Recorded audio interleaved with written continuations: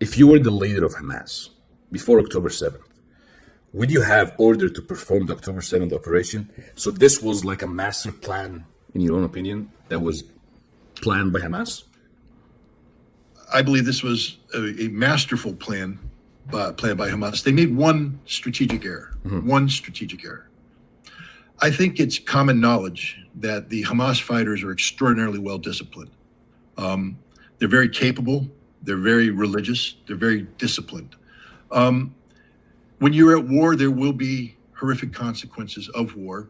And there was no way Hamas could launch the attack it did without Israeli civilians being caught up in the crossfire.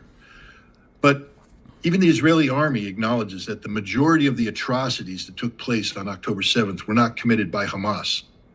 They were committed by the IDF soldiers, enraged civilians.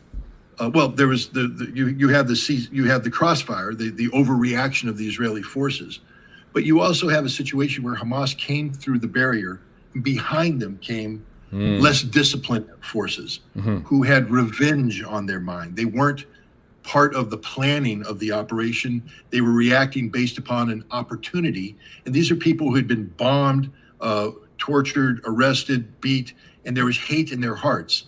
Hamas launched the attack not with hate in their hearts, but with the discipline of a military force carrying out a military mission. But these follow-on echelons came out, and they, I believe, committed many atrocities. And Hamas's strategic mistake was not to have people controlling the entry into Israel, to have Hamas forces there telling these undisciplined people, no, you shall not come in here. I think that was a mistake because it has diluted the impact of Hamas's military achievements by giving Israel the ability to carry out a counter-propaganda campaign that highlights genuine instances of abuses, of atrocities carried out by Palestinian gunmen coming from Gaza that Israel has been able to say this was Hamas. It wasn't Hamas. Hamas performed in a very disciplined fashion. I'm not saying they didn't kill Israeli civilians, but they didn't seek out the murder of Israeli civilians. And many of the Israeli civilians who died, as you pointed out, died because they were caught up in a crossfire between Hamas fighters and Israeli fighters. And also not just Hamas fighters, but many of these non-Hamas militants who went in there got trapped in Israel. They were taking hostages. They got trapped in the various kibbutzes and military encampments. They didn't have the discipline to withdraw back into Gaza. So they were trapped with hostages, and the Israeli force came in and killed them. And when you look at the dead fighters, they said, these are Hamas. They weren't Hamas. They were other militants, people from different factions, or just civilians who took up a gun. But that's, I think, was the mistake of Hamas. This was a very well-planned, well-executed military operation. They should have foreseen that there would have been a surge of hate-filled emotion coming out of Gaza to take advantage of the holes that appeared in the fence. And they should have done something to stop that. So from your point of view, what Hamas did from a military point of view is good. They did a good job, excellent job. But they made a mistake of not controlling the extra mobs, whatever you want to call them, the people who just came after that. So yeah, because if you're a military commander is responsible for everything that happens in their area of operations, everything that happens.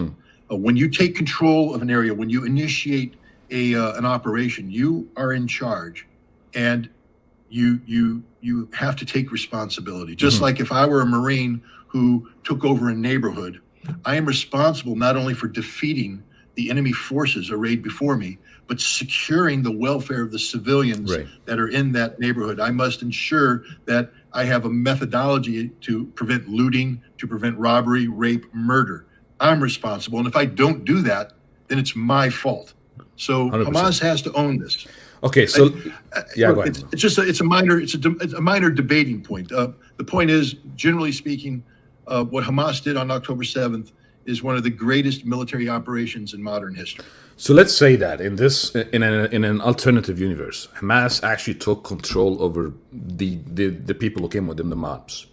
Do you and we didn't see the number of civilians got killed in Israel, or all that too much propaganda material, inducing propaganda. Do you think Israel would have reacted the same way they have reacted now? Yes. Yes. Absolutely. So it doesn't matter. Because they were humiliated. Yes, they got humiliated. Exactly. And I also believe that, and again, Hamas can speak for itself. This is my assessment. I believe Hamas always intended for Israel to react the way it did. This is part of the trap. Hamas cannot win politically unless they get the world to change their opinion about Israel. The world will not change their opinion about Israel unless Israel slaughters the Palestinian people.